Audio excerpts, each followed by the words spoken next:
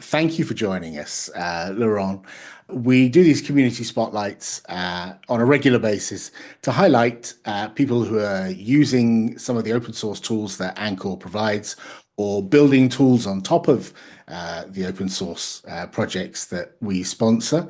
And in the case of Laurent, people who contribute to the tools because they're open source, freely licensed, freely available. We get a lot of contributions, and I'm inviting anyone who's contributed to these tools or builds upon these tools to get in touch, and we can have a conversation and learn a bit more about you. Just a quick introduction for those who don't know. The projects that we're mostly going to talk about are the open source tools Syft and Gripe, which are sponsored by Anchor. There's a team of dedicated developers within Anchor who work on Syft and Gripe. And Anchor's been around nearly 10 years now. Most of the executives have backgrounds in open source, and they wanted to address the challenges of cloud native security. And so while Anchor is the main sponsor of Syft, and that's a popular de facto tool for generating SBOMs, and Gripe, the open source vulnerability scanner, there's also an opportunity for you to give us money in the form of Anchor Enterprise. And there's a few logos down the bottom to highlight the kind of enterprise organizations that use Anchor Enterprise, including the US government, defense sector, Fortune 500 companies. But we're mostly going to be talking about the wonderful contributions that Laurent has done to our open source tools. So, Laurent, tell us a bit about yourself, and I'd like to come back to the contributions that you've made to Syft a little bit later. But what's your background? Where are you now? Yeah, I'm in Quebec, Canada, so French Canadian, right outside of Ottawa. I spent the beginning of my career working in federal government in Canada, like alternating between front end and back end. I did some work with digital accessibility, so making the web easier to use for people with disability. And through that, I started doing open source for front end, doing web work for accessibility.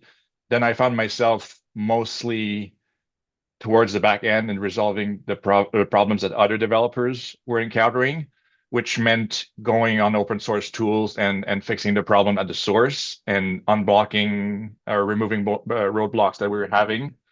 So that started with contribution to NPM, which led me to start my big introduction to open source when I wrote the Alpine official Docker image for Node.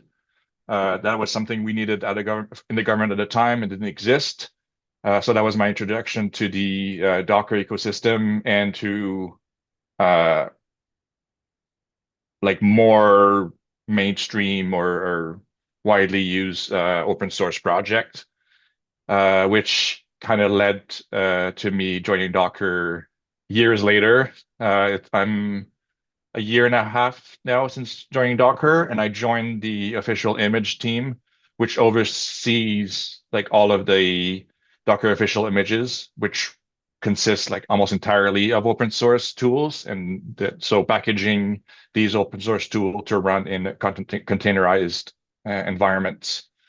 So we get to interact a lot with the open source community. That's thank you for like summarizing your entire career in a couple of minutes. I do appreciate that, and apologies for having to compress that down. For those people who know Syft and Gripe, they know they're tools to scan containers, and Docker has Docker Scout, which is another tool for scanning containers, and there are a few of these tools around. What led you to, like, you've already contributed to open source? What led you to discover Syft, or what put you on that path? So unfortunately, the decision to use Syft kind of predates me joining. Docker Scout had already been using Syft for discovering packages and so for its data gathering. But when I joined the Docker official images, we were seeing gaps in the data. And for me, the quickest ways was to get involved and work with Syft to fill those gaps, and might as well, since it's an open source tool, might as well let the entire ecosystem benefit from that. So Docker official image benefits, but as a result of this, we had to create a bunch of contribution that goes far beyond just the Docker official image. Right. I'd love to show something. If I could just share my screen for a moment. There's something we use a tool called Savannah, and it highlights contributions from everyone to all of the open source tools we have. And I just took a look back in the history for the contribution. These are the contributions you've made to Syft, over time. These are some of the earliest ones. I think your very first contribution was fixing failing tests, just a couple of lines, a very small patch. So do you have a background in Go, and was this the code base easy to pick up? Was it something, straightforward for someone with your experience? I think my advantage as a developer is I've done so much that the individual language doesn't matter as much. And then big kudos to Docker. They hired me even though I had no experience in Go, and most of our code base is in Go. And they just gave me their trust and say, I'm sure you'll learn it given that you know all these other languages. And for them, especially in the team that I am on, experience in open source was way more important than a specific language. So like entering a code space and fixing a test, when you're an outside contributor, I cannot state how important having good tests are. You come in as an outsider and you don't want to break anyone's work. You don't want to sabotage. Well, it's not sabotage. You don't want to create a negative impact on everyone. You have some specific need and you're trying to improve it, but you want to have that confidence that that the impact is going to be low. So my first thing that was experiencing is it was the tests were not working on my Mac, and it was a very specific issue. Um, and I find that this type of contributions are a good indication of the environment of that open source ecosystem. I've contributed to many projects, so I'm always a bit apprehensive, or I just have this What attitude about of we'll see. apprehensive of the first contribution and Yeah, how you get in? how this contribution, how is an outside contributor going to be treated? Like, is there going to be any way to the contribution being done? And Syft has been one of my best experience in an open source project, not from a technical perspective, but from a people's perspective. When you work with That's open wonderful to source, hear, and yeah, I know the team will be very happy to hear that, because it's some projects are harder to get involved in development, especially if they're quite entrenched. They've been around a long time. They've got a lot of rules, a lot of processes. Maybe some team members who've been there a very long time. So it's sometimes difficult to find something that you can get a contribution in quickly. And yes, for me, I find if I offer a contribution and it gets merged pretty quickly, or there's a conversation about it and then it gets merged pretty quickly, that gives me a lot more confidence to contribute again. Is that a similar feeling you have? absolutely.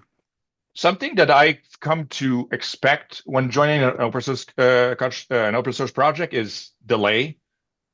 Even beyond the first one, is you throw something out there and you kind of wait. So there's many other issues that I've had that I had to address in an open source project. You create a pull request, you write the test, you create all this uh, refined pull request, and it sits there for you don't know how long. So it could be a week, could be a month, could be 6 months. I've had a pull request in the Node ecosystem. That's my all-time record, but it took 6 months and 200 or 300 comments. It was like a lot of back and forth. And so you know when you start, but you never know when you end.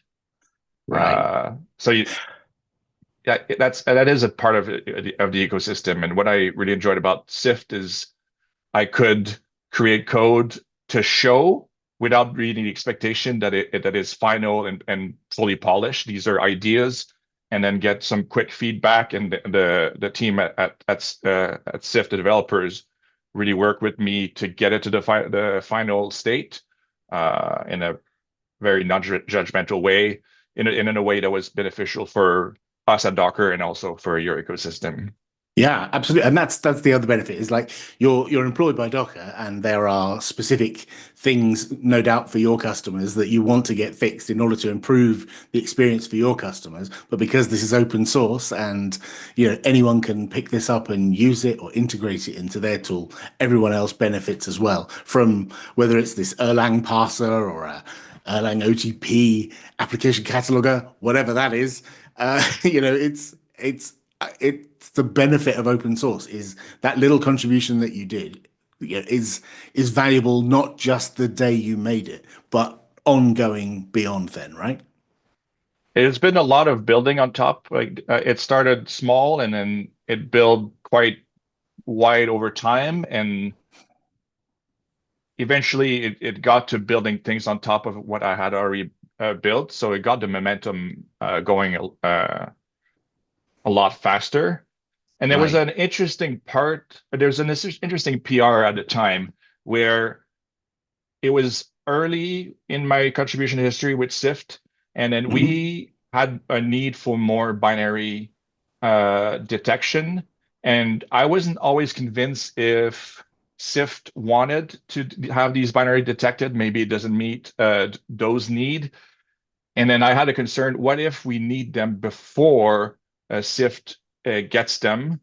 Or what if Syft is not interested in detecting that package? And that's fine. That's your prerogative. It's your project, but your tool does a lot of this already. Can't we maintain our own small list just for our own benefit? So one of the things that I threw out there is having a way to override and maintain your own list.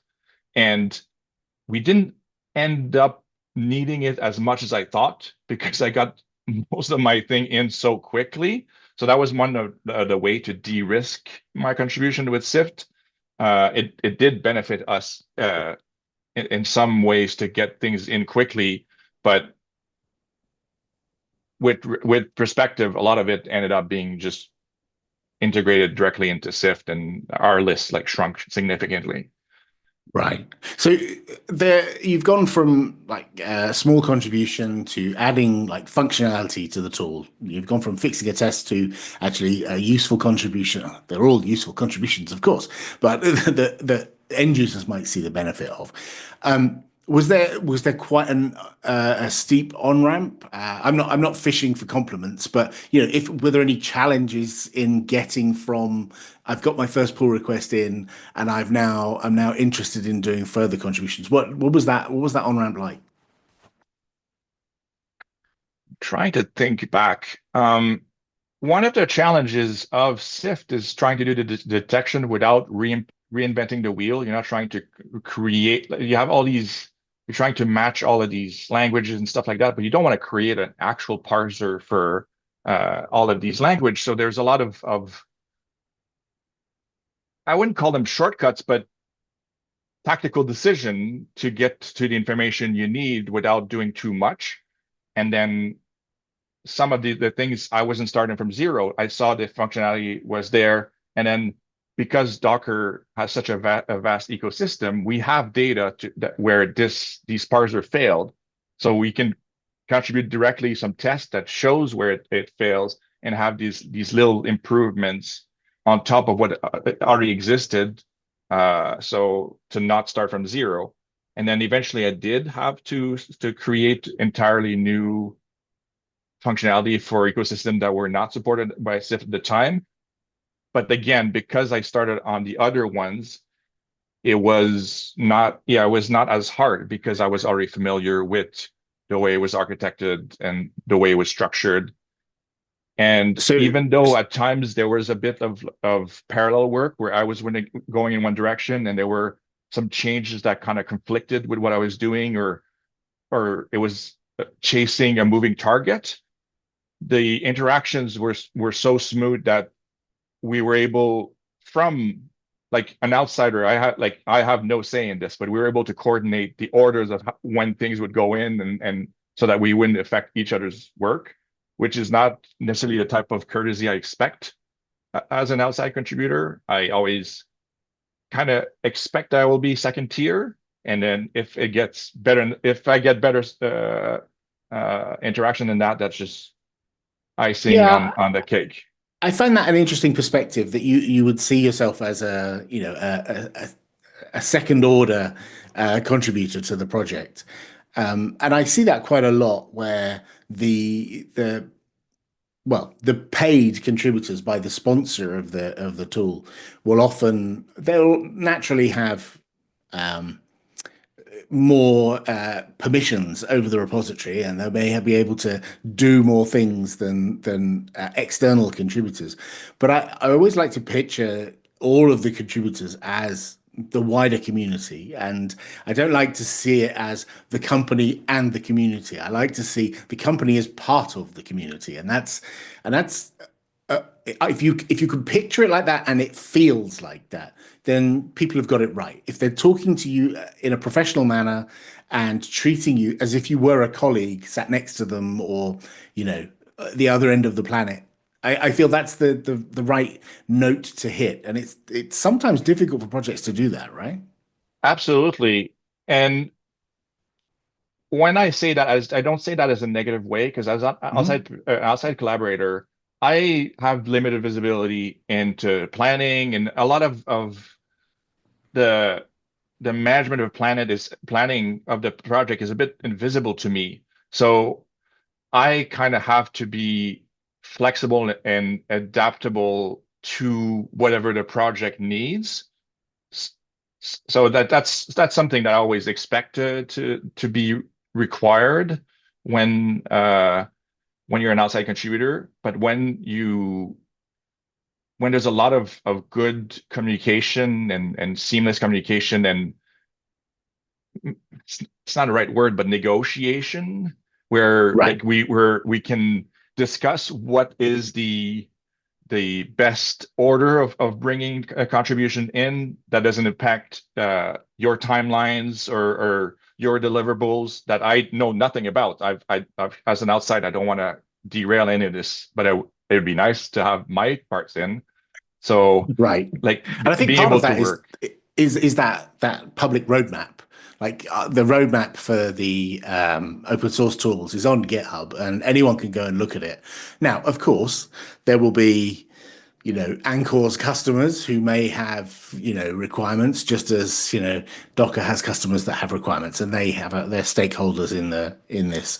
But I think having the discussions in the open and having the roadmap in the open where people can see relative priorities of things, even if you don't specifically ask, what's the priority of that thing. If you see it right down the bottom of the backlog, then it kind of gives you a hint that, maybe that's slightly less important than something else, right?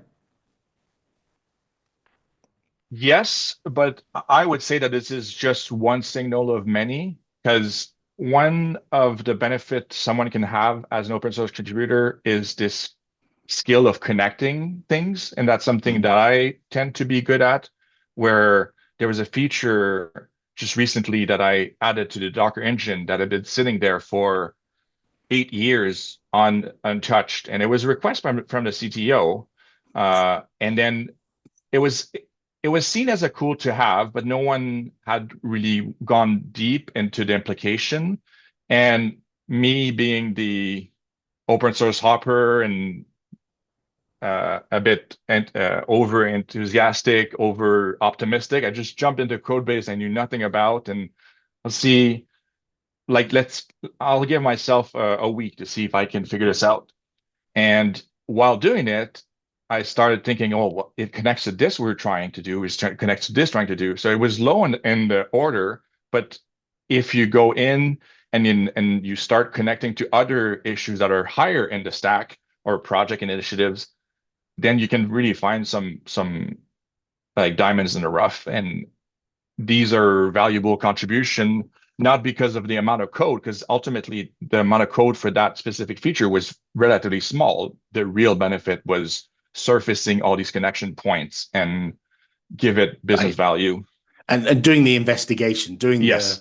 the actual legwork of finding out what's going to be required. Like it's not the line of code that you write, it's the hours of research to know what line of code to write. And Yes, and right. how could I use this? Like putting yourself in the shoes of the end user and try to find, because the benefit in this specific feature, the benefit that I wanted that led me to want this feature is probably not even the same one that was requested in the first place. I would use this feature for this thing that I'm doing here, and I learn more and more. Uh, but yes, this curiosity and constantly thinking of new ways to use old tools. Like Right. it's like equally creative and engineering. It's an art and a science at the same time. Yeah, absolutely.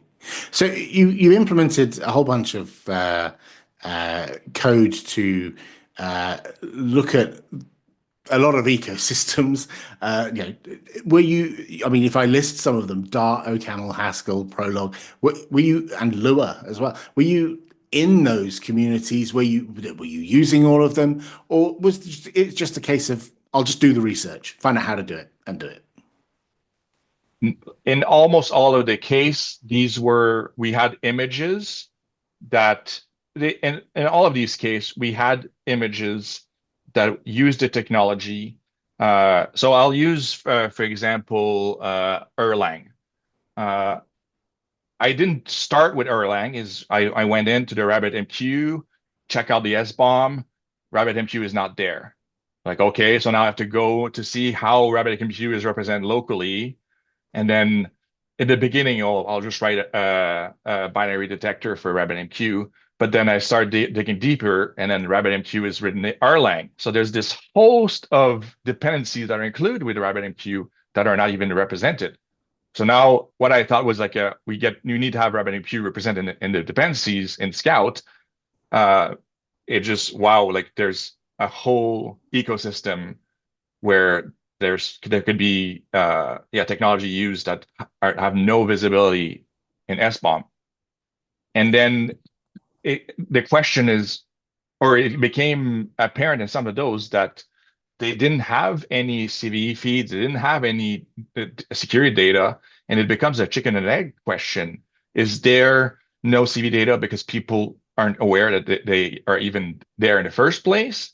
Right. So if both sides wait for the other one to make the first move, then you get this paralysis.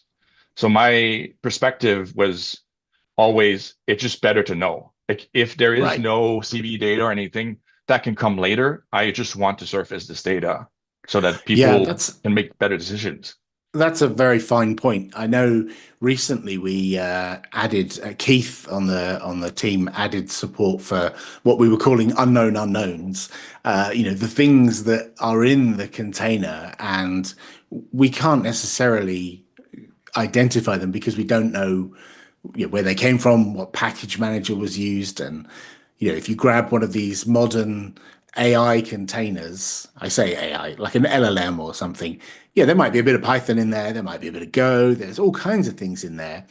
And then you find under user local bin, there's some random Python libraries and executables, and you just can't figure out easily the origin of them, and probably they were built at the time when the container was built, and that's quite a challenge for security professionals to know.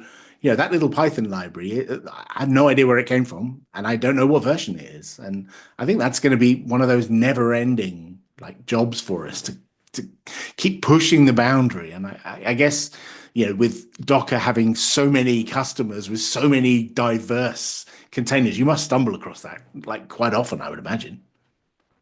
Yeah, ideally, as a provider of content or of containerized based content, like we don't want to be the source of these. Like we don't want our especially your Docker official image to have this content that we don't know where it came from, and so we can empathize that this can happen to our customer. We definitely don't want it to come from us. So we make like sure that what we provide is visible. So that was a big motivation. Like we want like everything that Right. is contained in our image to be visible. And uh yeah, there's a lot of work to not just cut corners, but really have a broad view of what was available. So that was the main motivation for creating all these ecosystem. So that gives me that it makes me feel very positive about the future actually, because if you're clearly a very competent developer, but you're not deep in all of those communities, all of those ecosystems, but you have enough knowledge to be able to dig. How like how difficult would that be for a brand new contributor to, pick one off the list and, you know, presuming they're competent with Go, but maybe they're not deep in that ecosystem. Is it quite a time-consuming challenge to add an ecosystem?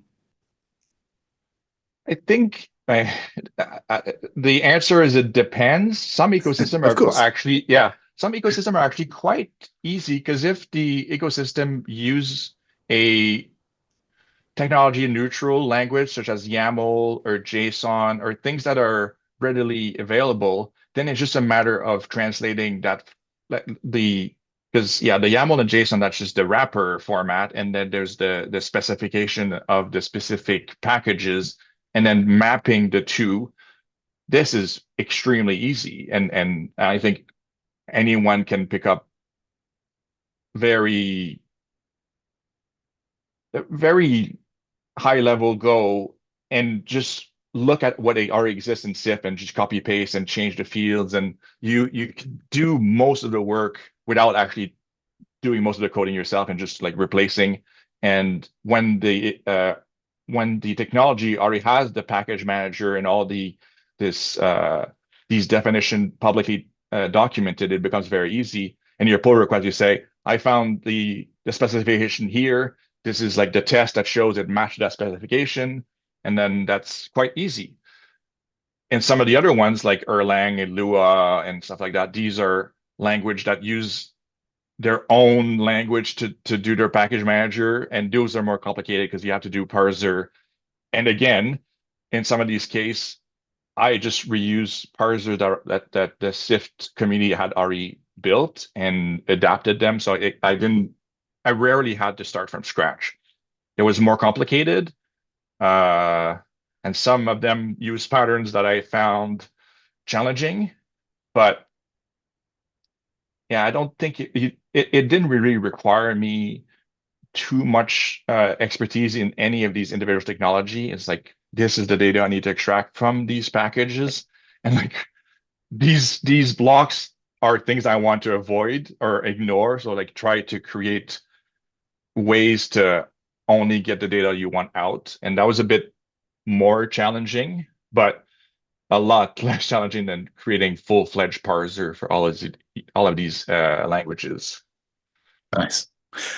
So, what do you think you've learned from doing these contributions, but also like working on Scout and other tools at Docker? Is there some like takeaways you've gotten from contributing to these specifically these open source projects?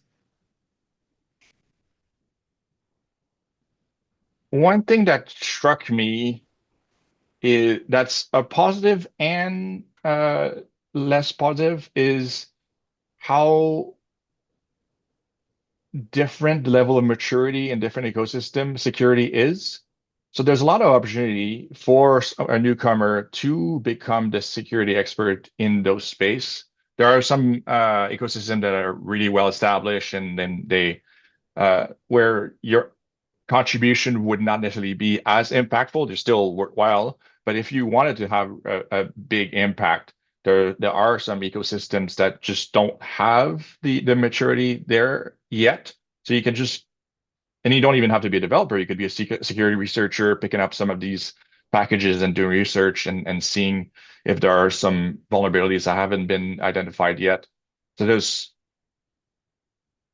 it's I was not aware of how vast of a field it is and how much opportunity for different type of talent to be useful to the success of security or cybersecurity as a whole. That's a It great point. takes, yeah, it takes of all types of speciality, all types of interest, uh, background. Right. Yeah, you would think it's just, people bashing buttons in order to find, the security holes and, people pictured, in darkened rooms with matrix style displays. But often it's, people manipulating JSON and YAML and all these other kind of pretty standard file formats, looking for gaps, looking for, errors. We had an issue recently where there was a container that we were scanning, and the user reported some wild name for a package, and it looked like there was a mix of UTF-8 and UTF-16 on Windows, and the encoding was just a mess and that's just a text field describing the package. And so there's like opportunities in lots of different places here. That's not just sit down, write code, or sit down and attack something and see how you can get in, right? And then you kind of have to realize that you're just a small cog in a very complex machine, but we all need to do our like really good work and come together in the middle. And when the combination of our work together, that's what really makes the ecosystem better, is that I I don't specialize in penetration testing or finding these vulnerability. I don't have to because there are other people that's their specialty. I just have to surface that this data and make sure that the whatever is installed is reported. So my specialty at the moment is creating container images that are easy to use, but also like have minimal amount of software to reduce the surface attack, and doing this balance between usability and security. So this is my field, but ultimately I do rely on all these other teams that do work like the Debian or the Alpine security teams that are constantly putting work. And then these are all kind of black box because we get these CVEs and we don't there's not enough time in a day to be able to be an expert in all these things. So we put our trust in these other communities, and they constantly show that through their maturity that they take this seriously. So we don't have to. Yeah, I They think that's a really strong point that we can specialize in the thing that we find interesting in open source. You don't necessarily have to be forced down a particular path, right? So you've taken a journey, and you are where you are as a, byproduct of some of these things you've touched along the way. Do you feel it's taught you a lot along the way? If you look back on the last few years, is there things that you've picked up that, you'll carry with you through the rest of your career? Other than you are a small cog in amongst many, many cogs, of course.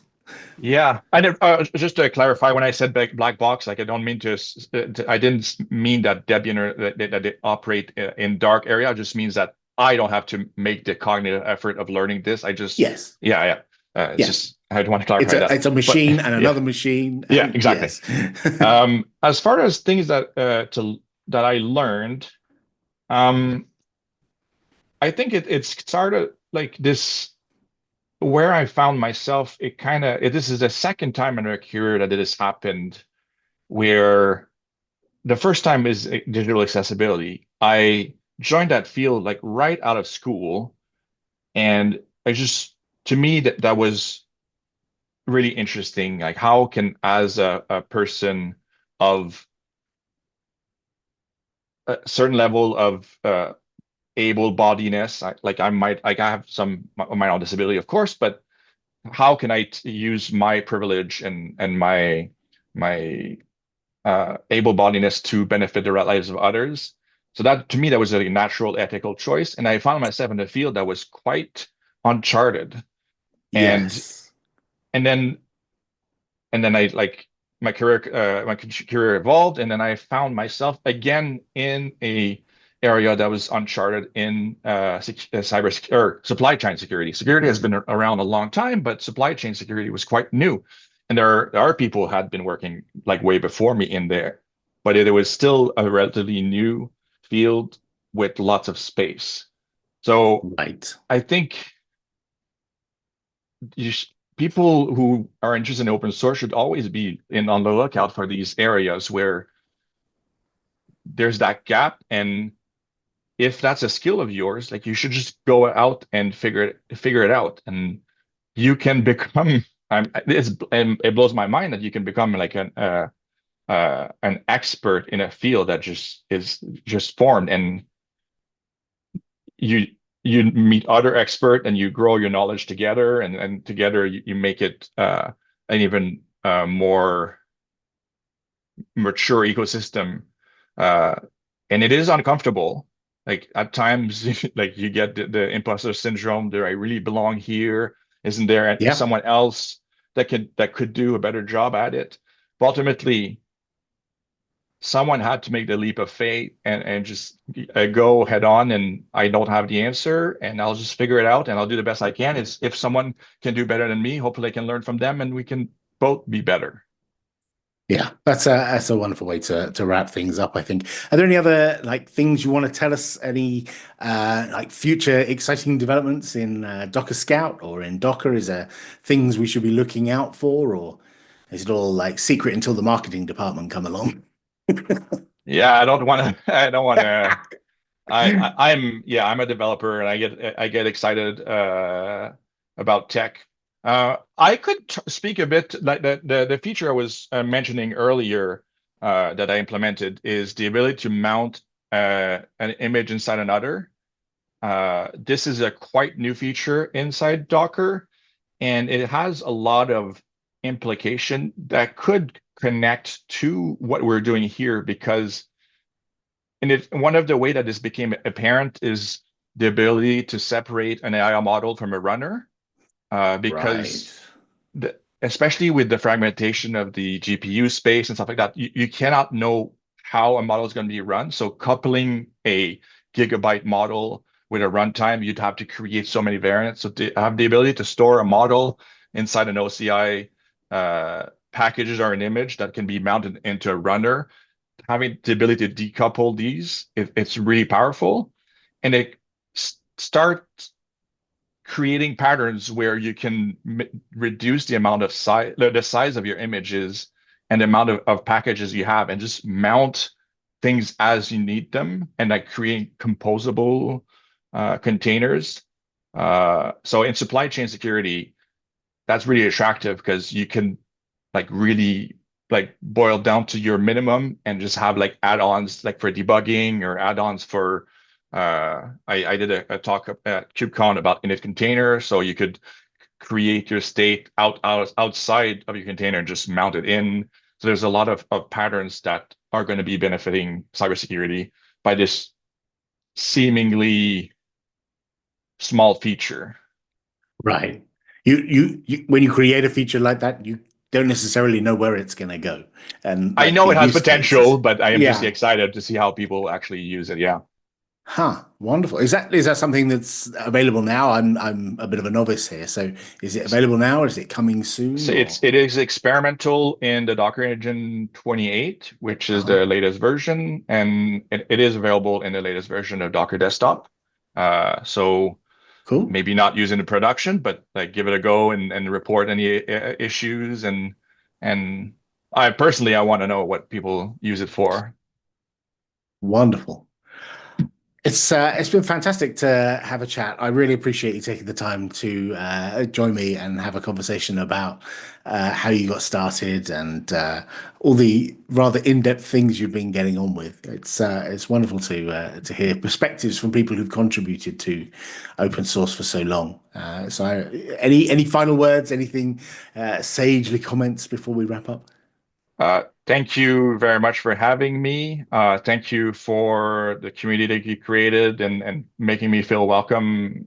Uh, yeah, I don't take those for granted, and it makes work more enjoyable when you're part of a community that's much bigger than yourself. And yeah, like we're like shared across the world, or distributed across the world, and never met in person, and we can still do some really good work together. Yeah, absolutely. Thank you. I second that completely. Thanks again, and we'll see you at the next one. Thank you. Cheers. Bye. Bye.